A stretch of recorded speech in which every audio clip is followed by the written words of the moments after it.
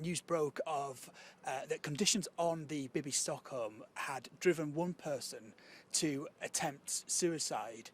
Do you think that the UK is somewhat lacking in compassion when it comes to providing asylum to people who have often gone through treacherous situations at home and in particular treacherous journeys to get to the UK? I think the UK is actually a really compassionate place, but I think we're presented with the story about migration in terms of just numbers and numbers every day, people crossing, people who have been demonized to such an extent that it's very difficult for us to understand them as individual human beings who have gone through these awful experiences. But I think it's really important to recognize that none of what the government is trying to enforce against asylum seekers at the moment can be done without serious levels of violence. You can't lock people up in mass numbers. You can't force people in massive numbers onto a plane to the other side of the world without extreme levels of violence, whether that's violence in terms of the conditions that they're kept in that will drive some people to these kind of desperate acts, or whether that's in terms of the literal violence of forcing people into those situations. And as this goes on, we're just going to see more of that violence come to the fore. And I don't think the British public has that much of an appetite to see that kind of violence play out. I do think we care about human beings, and I do think we care about a fair and humane system. Is there an element where the Conservatives have perhaps misread the public mood on this? Yeah, I think they've pushed it too far. I think that the British public is so much better than our politicians at the moment, so much better. We see it every day, the opinion polls, we can't wait for an opportunity to vote these people out of office. And yet they keep bringing in these extreme cruel measures and say they're doing it in our name. But I think they've got us totally wrong, and I think the British public actually want a fair asylum system. Obviously, one of the most extreme measures is effectively trafficking asylum seekers to East Africa, which is a plan that would have been almost unimaginable years ago. We had it put to us recently that the Conservatives knew that that could never happen, and they were simply posturing and trying to keep the right of the party at bay. Do the Conservatives have a plan? I think there's a degree to which they're doing a bit of both, right? They're just throwing a lot of cruelty at the wall to see what will stick. So I don't think anybody believed that the plan to send people to Rwanda was going to work on a large scale. I don't think anybody thought that it was going to resolve the issue of migration to the UK and to Europe. That definitely not. Nobody thought that. But they did think that it might give them a good run of headlines, a good narrative to say that they're fighting the courts in order to achieve this. And obviously, it's also about a run into a campaign to leave the international human rights bodies that we are part of, that protect all of our rights and protect people from being forced back to situations of danger. And they're in a desperate position. They've got nothing to run on at the next election. And so they need a new big promise that actually what's holding us back is this new enemy. It was the EU last time, and this time it's the European Court of Human Rights. And I think that this Rwanda scheme was definitely a setup to put them in a position to be making that argument. Obviously, it's all about electoral politics for them. It's all about what will get them the votes. It's not about stopping the boats. The UK had an incredibly influential role to play in the foundation of the European Court for Human Rights.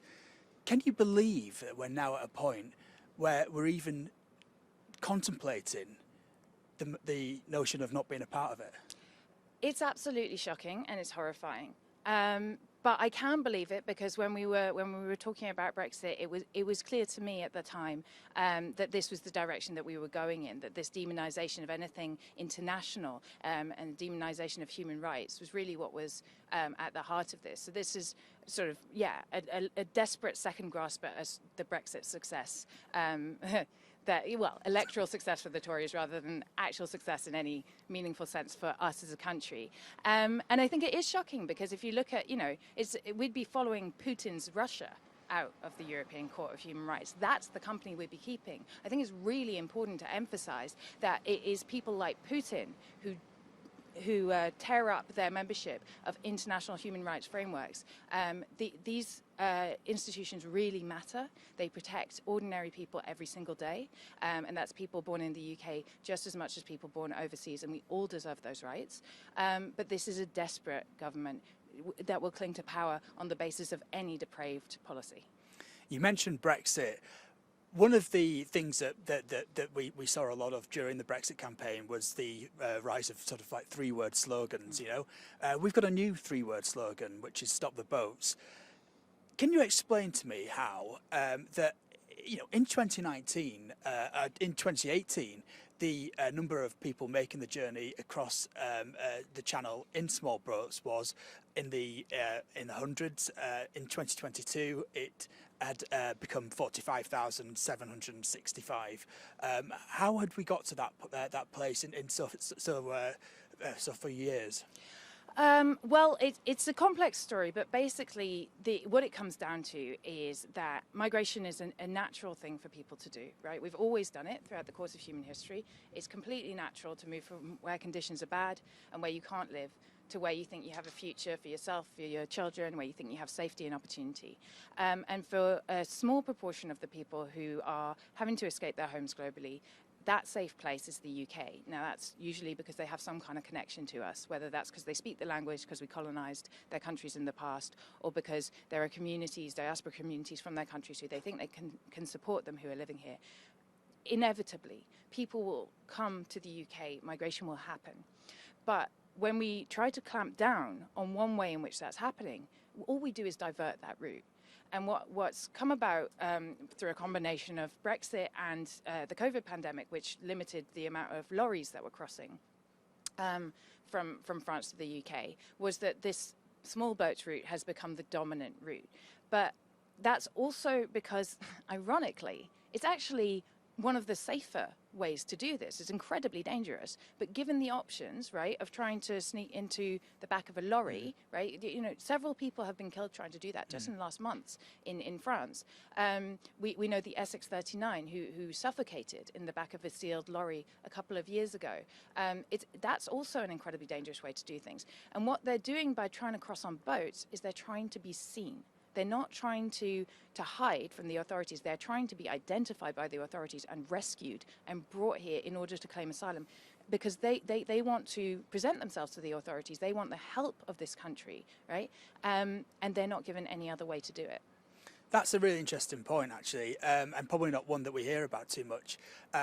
Equally, we hear a lot about the small boats, but according to the statistics out this week, the asylum backlog has hit a record high, but of that, only a third of those people have made the crossing through that means.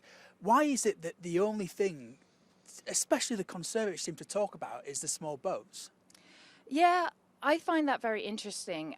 It's obviously it's fodder for, you know, TV and news articles. You know, you can get that picture. You can see it happen. It's sort of like I was saying, they want to be seen, they want to be rescued.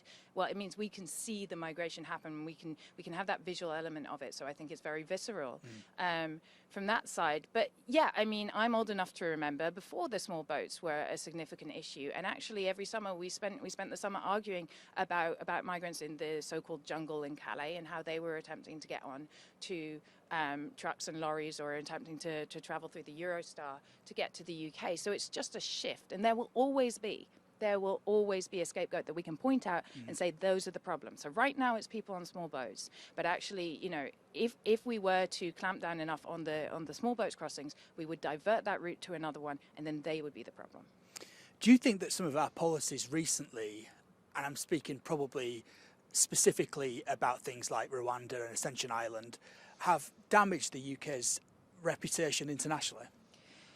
Yes, I think that it has been very damaging. I do think also that we should recognise that our asylum policies are caught in a sick race to the bottom with other European countries.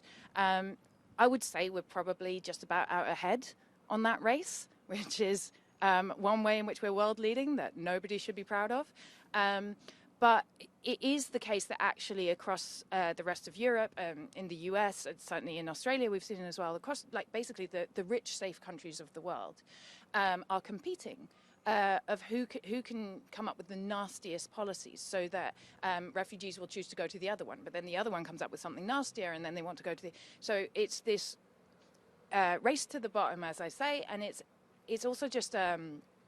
it's never going to work because obviously those people don't disappear. They just get displaced from here to there to the other place. So yes, I think definitely, you know, the talk at the moment about leaving the European Convention on Human Rights, that, you know, following Putin out of that convention, that is very damaging to our reputation. But I do think that there's a bit of performance as well from the EU when they condemn what we're doing. When the EU has just made a deal with Tunisia, which is falling into an autocratic, you know, falling out of democracy right now, racist programs against black Africans in Tunisia, and they've made a deal to contain migrants in Tunisia and to pay the government there to contain them as well. So I do think there's a bit of both sides being played there. And I guess it's important as well to emphasise the times when we've done it well. We ran a story this morning about a Ukrainian asylum seeker who had got a job as a bus driver in Brighton. He said it's helped him resettle in the UK.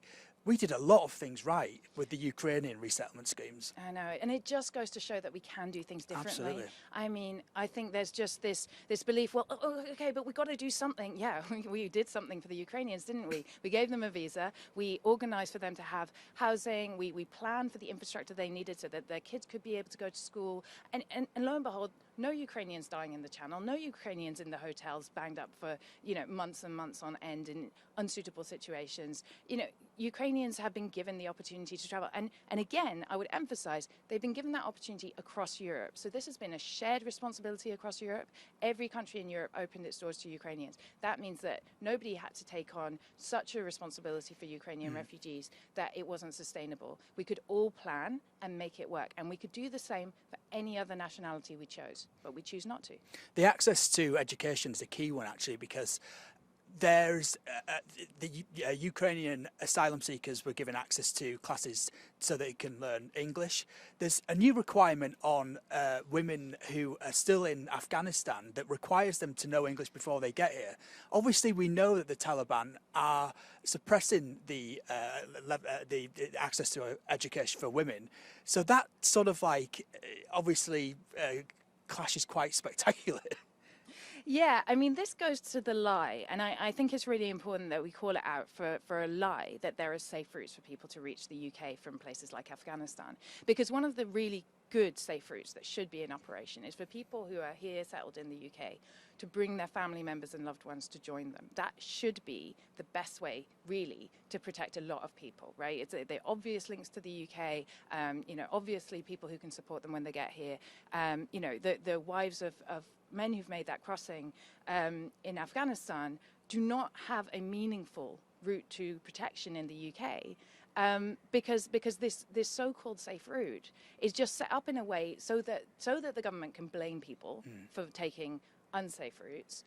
They can say that it exists, but it actually functionally is not available to people, and that makes it functionally a dishonest thing to say that these routes are available. And sorry, just because it's a really important point, because it also comes to another thing that comes up all the time, which is that, oh, it's just men, right? Well, it's not just men, actually. It's roughly 2/3 men who make these crossings and roughly 1/3 women and children. But why is it largely men? Why are men more likely to be making these crossings? Well, I mean, think about it. In your family, who would you send? This is an incredibly dangerous route. And what they're hoping for is to be able to arrive in a country that will offer them protection and then bring their wives, their children, their parents, you know, their family members and loved ones through that safe family reunion route. And what the government has done is cut down on access to that family reunion route. That's why it's largely men who are coming here, and we are actually, by denying them their rights, we're denying their family members, the women, the children, their rights too. The Prime Minister himself actually recently said that providing that I'm just going to wait for a minute. The Prime Minister recently himself said that asylum seekers should be looking to come down safe and legal routes. I saw that you had an interesting clash with a former Tory MP, Nick Dubois, who also said that safe and legal routes exist. Has he updated you with what he was referring to there? Oddly enough, I haven't heard any more from him. No. And a lot of people who have responded to that video, because what he said was, oh, there was a select committee. There was a select committee. I asked him to name one of these routes that was truly accessible and available for asylum seekers to come to the UK. And he couldn't name one. But he said there was a select committee and they acknowledged that there are routes. Well, a lot of people have been sending me the select committee appearance where Suella Braverman was asked about what safe routes were available and how she couldn't answer the question either.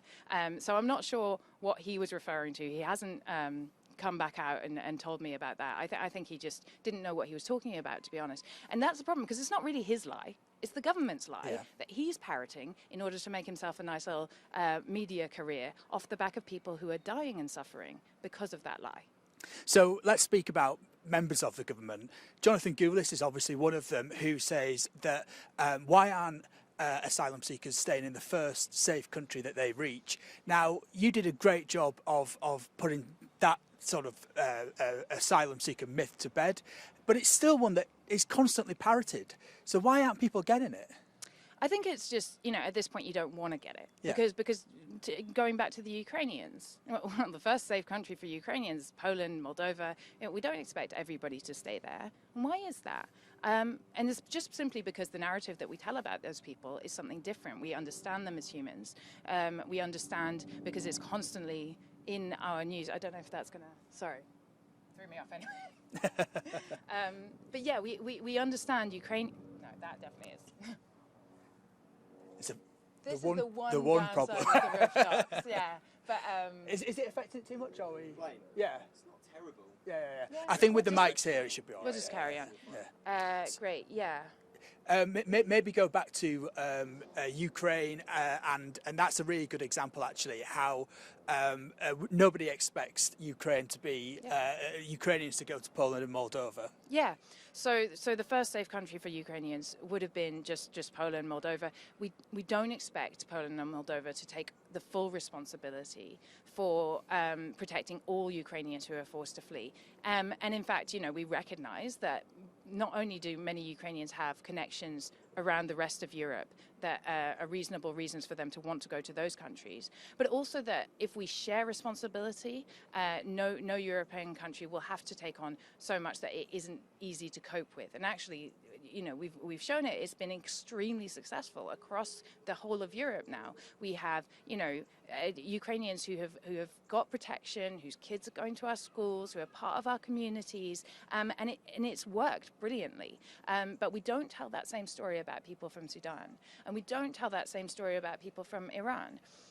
And the reality is that, most Iranian refugees in the world are accommodated in Afghanistan, which is ironic. And there is not. It is simply a lie to say that there is some safe way that Iranian refugees escaping from persecution, even if they have connections to this country, can come here through any other means than getting on those boats. And Iranians are the second biggest nationality after Afghans at the moment who are crossing on those boats.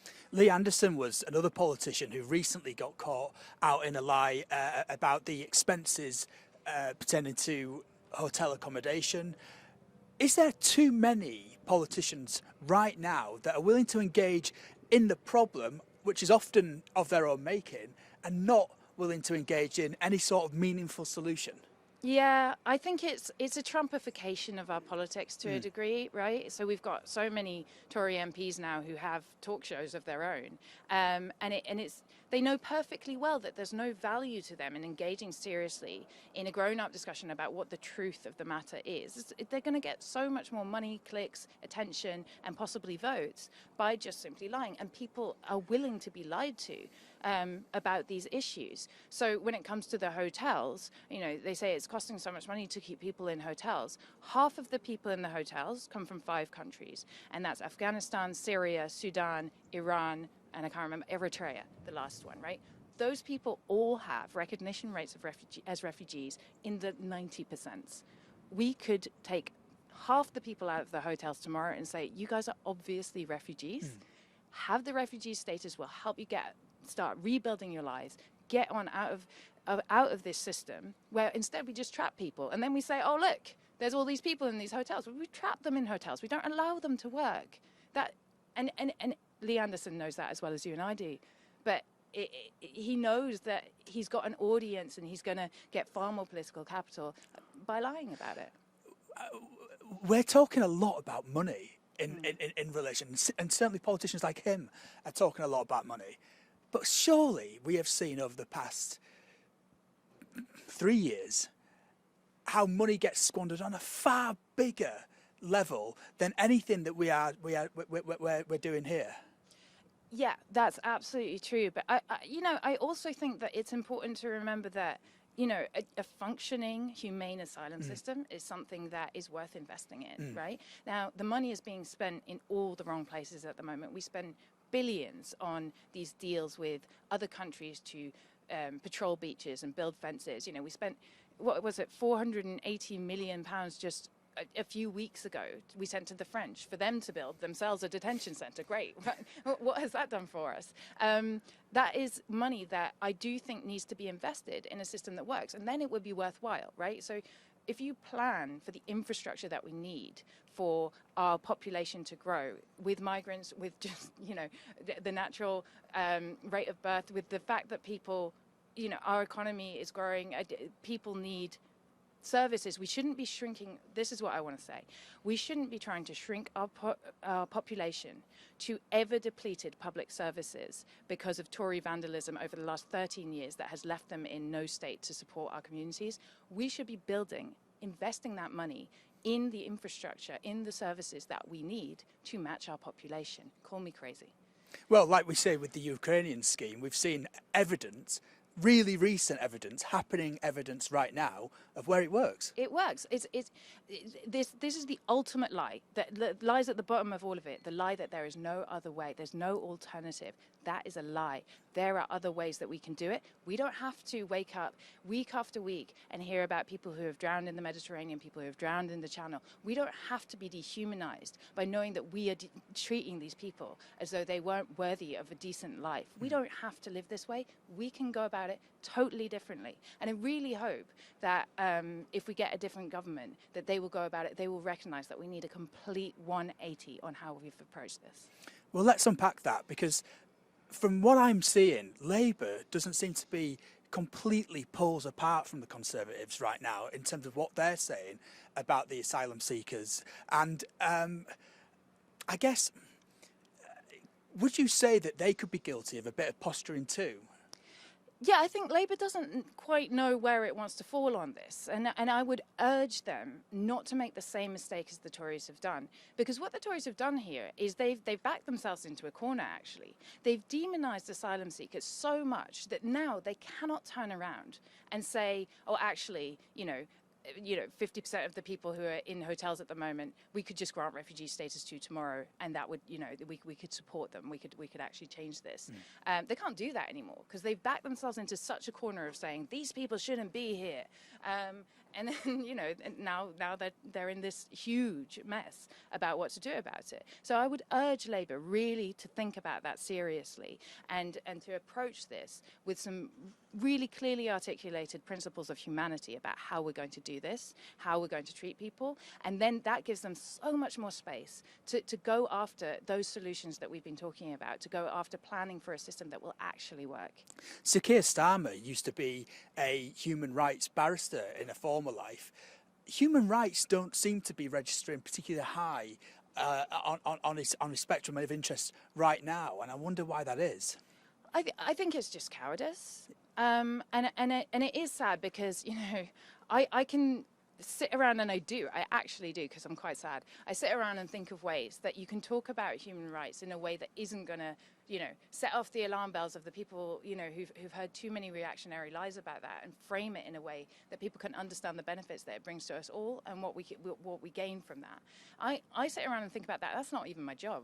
They're the opposition party. Surely they have some big political brains there who can think about framing this. The human rights of migrants actually corresponds to the human rights of all of us. A society that thrives is one where everybody can access the support that they need, a one where everybody can can get a doctor's appointment. Everybody can afford their weekly shop. That's the kind of society we want to be investing in. Those messages, that framing around these rights issues doesn't seem that difficult to me. So I don't know what those big brains are being used for, to be honest. Yeah, indeed. Let's put the posturing to one side and say Labour gets into power tomorrow and wants to deliver meaningful change on this issue. Where would you suggest that they start? Oh, wow. That's a big, big question. Yeah, okay. So You can have this for free, by the way, Sakir. Yeah. All right. Listen up. Here it is. No, I would suggest three points to begin with, right? One is, to be fair, they say that they're going to do this. So you get on top of the fact that there's so many people just waiting for an answer in the system, right, who are banged up in hotels, or they're going to be put on this barge or whatever. You just fast track all the ones who are obviously refugees, right? The ones who come from Sudan, Syria, so on. You have a fair and efficient process that tackles all the more difficult cases, which are people who come from countries where maybe not everybody's at risk, but some people are, and so they need a fair hearing of their claim and to get the protection they need. So that's step one, right? And I do think that they are committed to doing that. Step two, they also talk about, which is that, you know, we don't need to deal with Rwanda, we need to deal with Europe. Now, here's the thing, a deal with Europe can look like a lot of different things, right? And I think what's really, really desperately needed is for the deal with Europe to not be about, oh, well, who touched it last? You know, no, this is your responsibility. France, I don't know how to convince people, is as much of a real country as the UK is. It is not reasonable to say that France has to take responsibility for all refugees, including the ones who wish to come to the UK and have no other means to get to the UK except by travelling through France. That will never be a reasonable position to take, and France will never think that's a reasonable position to take. So we have to approach any deal as grown-ups who are willing to share responsibility, protect human life as the first priority within any of these deals, and instead of pushing people back, actually plan for how we create a welcoming society that, you know, has the infrastructure to receive people, right? That you know, shares responsibility for, you know, if people want to come to the UK because they speak English, that makes sense. Let's enable it.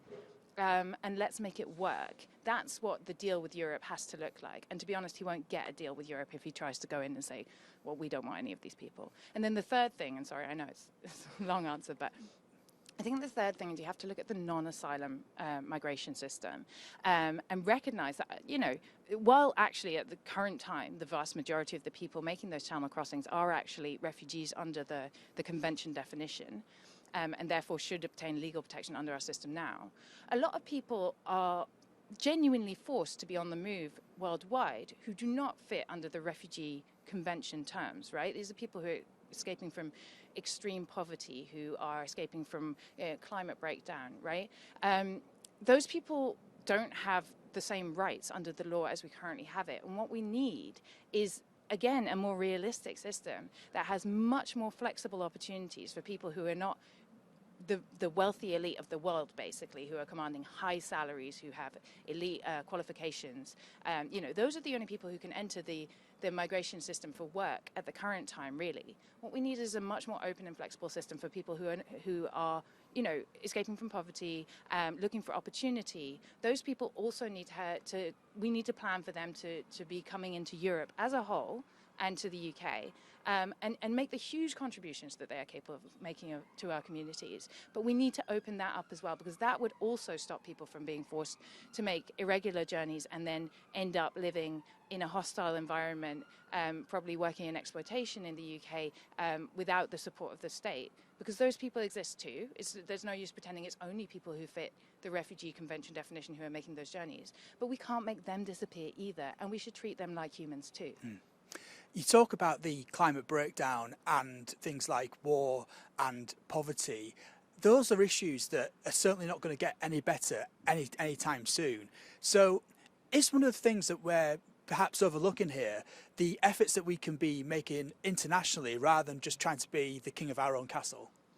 I definitely agree. I mean, migration is inherently it's an international issue, and the solutions must be international. I genuinely don't believe that the UK can have a truly excellent, humane asylum system if France continues to have a disastrous one, as, by the way, it does, and let alone Greece, Italy, right? So I do think that the solutions to this absolutely have to be international, because again, that just recognizes the fact that different people want to go to different places. Migration, when it's much more flexible, is often self-regulating. People go to the places where it makes sense, where there's jobs, where there's opportunities, where they have community, and they leave again and go somewhere else when that stops to being the case. So we need to recognize that at a global scale, and unfortunately, at the current time, as I say, we're caught in this race to the bottom, everybody clamping down, trying to make it harder and harder to come here specifically so that you might go somewhere else. But if everybody's doing it, it just creates misery. Zoe Gardner, thank you so much for joining us. Thank you very much for having me.